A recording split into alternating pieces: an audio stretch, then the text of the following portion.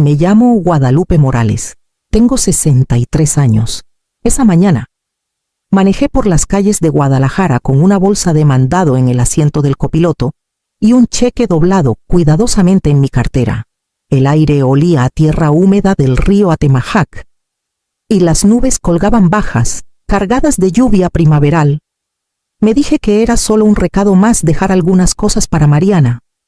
Tal vez quedarme un rato para ayudarla con la cuenta de la luz. Su casa estaba en una calle tranquila de Zapopan, rodeada de jacarandas, el tipo de lugar donde mi esposo soñaba que envejeceríamos juntos. Yo ayudé con el enganche después de su divorcio. Le dije que era una ayudita temporal. Eso fue hace 5 años. Adentro, la cocina estaba llena de correo a medio abrir y dibujos infantiles pegados en el refrigerador. Mariana estaba junto al fregadero, con el teléfono pegado al oído, la voz tensa. Ya te dije, lo mando la próxima semana, espetó antes de colgar. Luego me vio. Mamá, no te pedí que vinieras. Sonreí como sonríen las madres cuando ya están pidiendo disculpas. Solo pensé en traerte unas cosas: leche, pan, el café que te gusta. Puse la bolsa en la mesa y traje el cheque para... Te dije que yo me encargo, me interrumpió. Su tono me golpeó como bofetada. El aire entre nosotras cambió. Se volvió denso, frágil. Intenté mantener la calma. Cariño, es solo la cuenta de la luz. No quise. Cerró la puerta de un gabinete con fuerza. Siempre haces lo mismo. Piensas que no puedo con mi vida. No es lo que pienso, dije en voz baja. Pero las palabras sonaron pequeñas, casi quebradizas. Se giró, con los ojos encendidos de coraje. No sirves para nada. Vete y no vuelvas. El sonido llenó la habitación cortante, definitivo, demasiado fuerte para las paredes que alguna vez guardaron risas. Por un segundo, me quedé ahí, con las manos aún en la mesa. Luego tomé mi bolsa, enderecé la bolsa del mandado para que no se cayera y salí. La lluvia comenzó cuando llegué al porche suave, constante, purificadora. No miré atrás. Para cuando llegué al coche, algo dentro de mí se había detenido. Esa quietud que se siente como un final y un comienzo al mismo tiempo. Mañana, me dije, no regresaré. Esa noche, al llegar a casa, el silencio se sentía inmenso. Preparé un té. Me senté a la mesa de la cocina y vi la lluvia resbalar por la ventana. Era extraño cómo la costumbre mantenía mis manos ocupadas revisando el celular, esperando un mensaje que nunca llegó, preguntándome si Mariana habría cenado. Los reflejos viejos mueren más lento que el amor. Mariana siempre me necesitó. Empezó con cosas pequeñas, una factura de teléfono atrasada, cuando tenía 19 años. Te lo pago la próxima semana, dijo, con las mejillas rojas de vergüenza. Nunca lo hizo, pero no me importó. Eso hacen las madres, me decía. Luego vino la colegiatura de la universidad, cuando su beca no alcanzó. Después, la renta del primer departamento. Luego, una deuda de tarjeta de crédito que no mencionó hasta que empezaron las llamadas. En esos días, yo trabajaba turnos dobles en la oficina de nómina del hospital, con los ojos ardientes por la luz del monitor, prometiéndome que valía la pena. Solo necesitaba tiempo, guía, un poquito más de ayuda. Después de su divorcio, las emergencias se multiplicaron. Su coche se descompuso. La boutique necesitaba un préstamo. Sofía necesitaba un uniforme nuevo. Cada problema llegaba con una disculpa, y cada disculpa venía envuelta en cariño. Eres la única en quien puedo confiar, mamá. Esa frase solía llenarme de orgullo. Ahora, recordándola, sentía un dolor lento detrás de las costillas. La verdad es que nunca quise que ella batallara. Quería ser útil, demostrar que podía mantener todo unido después de que el padre de Mariana, mi difunto esposo, murió hace años. Pero el amor construido sobre el miedo a perder a alguien no es amor, es rendición. Miré mi cocina pequeña, una taza descascarada, una galleta a medio comer, una casa silenciosa, sin deudas que la ataran. Debería haberse sentido sola. En cambio, se sentía honesta.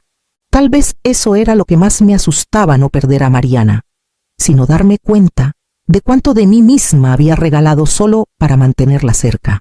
Esa noche, el departamento se sentía más grande de lo que recordaba. Las paredes respiraban en silencio, ese silencio que llega después de una tormenta larga.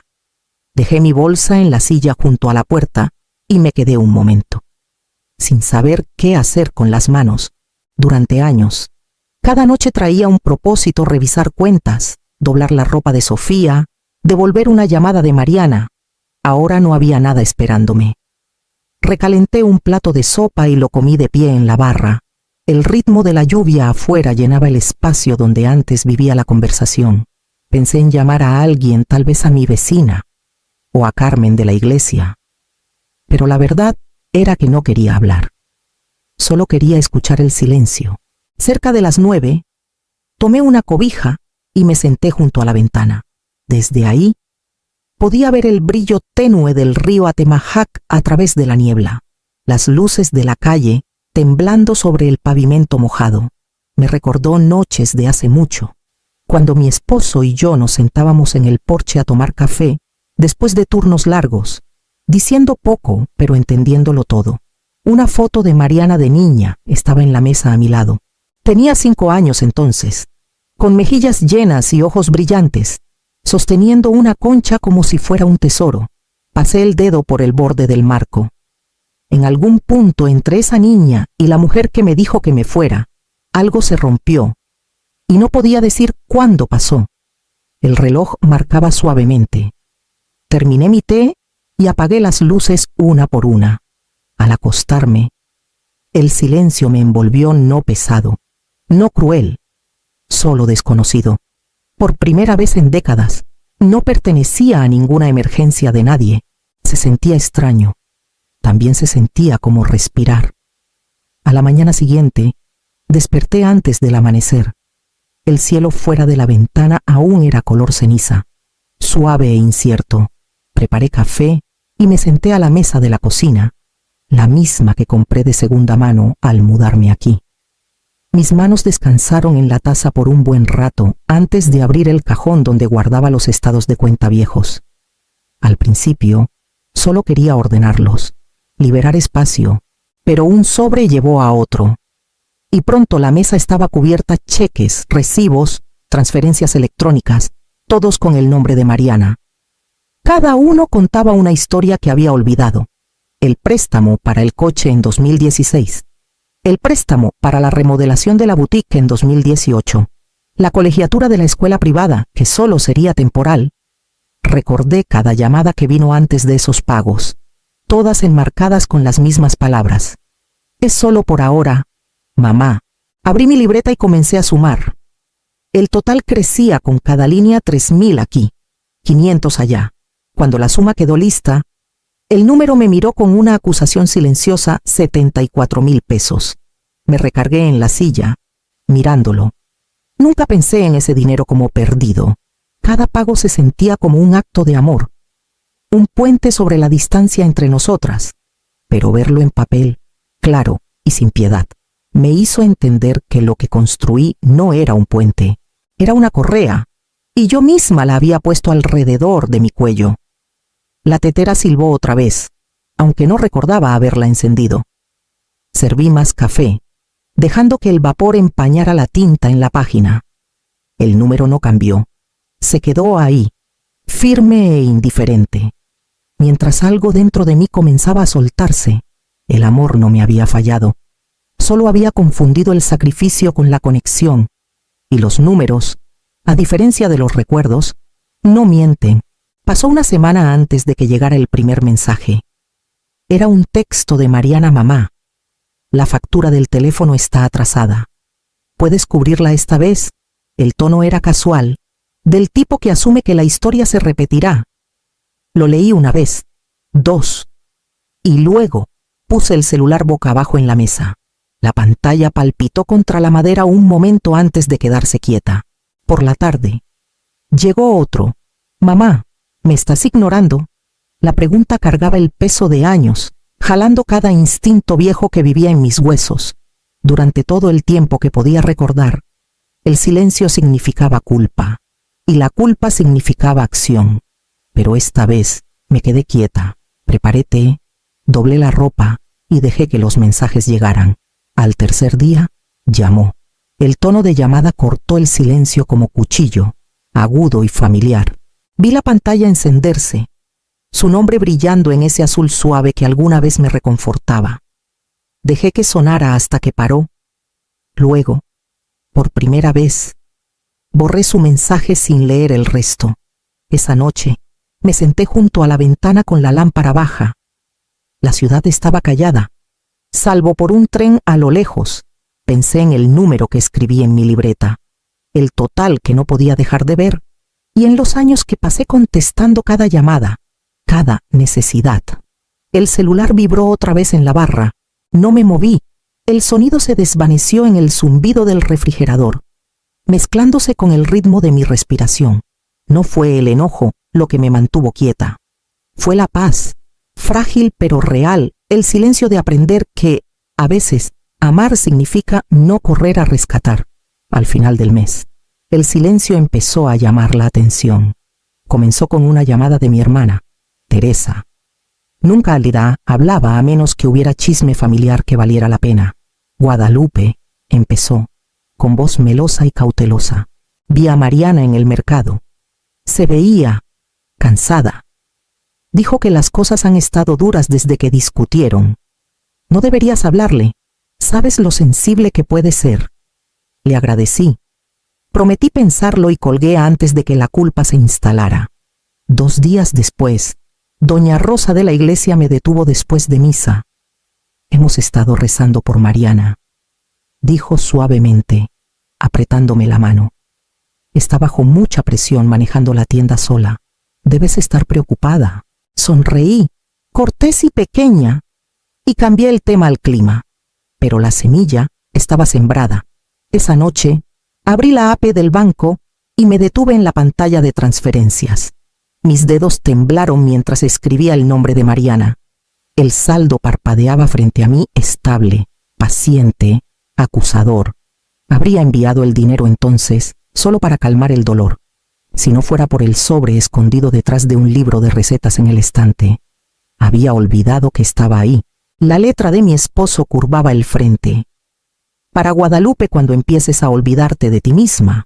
Adentro había una hoja amarillenta en los bordes. Su nota era breve. No confundas el deber con el amor. Uno te mantiene viva, el otro te mantiene entera. Me senté a la mesa hasta que la pantalla del celular se oscureció. Luego cerré la app del banco y apagué la lámpara. Afuera, la luz de la calle titilaba sobre la banqueta vacía. Por primera vez en semanas no sentí la necesidad de arreglar nada. Solo respiré, lenta y firme, y dejé que la noche sostuviera lo que yo ya no podía. Era una tarde de sábado a finales de mayo cuando llegó el golpe. Seco, impaciente, 3 toques rápidos contra la madera. Conocía ese ritmo antes de abrir la puerta. Mariana estaba en el porche, con el pelo recogido en un chongo apretado, el rostro encendido por el calor y el coraje. Detrás de ella, el sol se reflejaba en el parabrisas de un coche estacionado chueco en la banqueta. No esperó invitación. ¿Por qué dejaste de pagar mis cuentas?, exigió, con la voz ya quebrándose.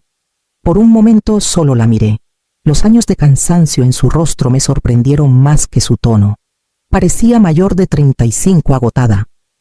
De esa forma que viene de huir de ti misma demasiado tiempo. No dejé de pagar, dije con calma. Dejé de fingir que tenía que hacerlo. Me siguió adentro sin pedirlo. Pudiste haberme dicho, estaba contando con esa transferencia para la renta de la tienda. Me dijiste que no regresara, le recordé, manteniendo la voz firme. Pensé que lo decías en serio. Los ojos de Mariana se clavaron en la libreta en la mesa del comedor. La había dejado ahí la noche anterior, abierta, con páginas llenas de números y fechas. La giré hacia ella.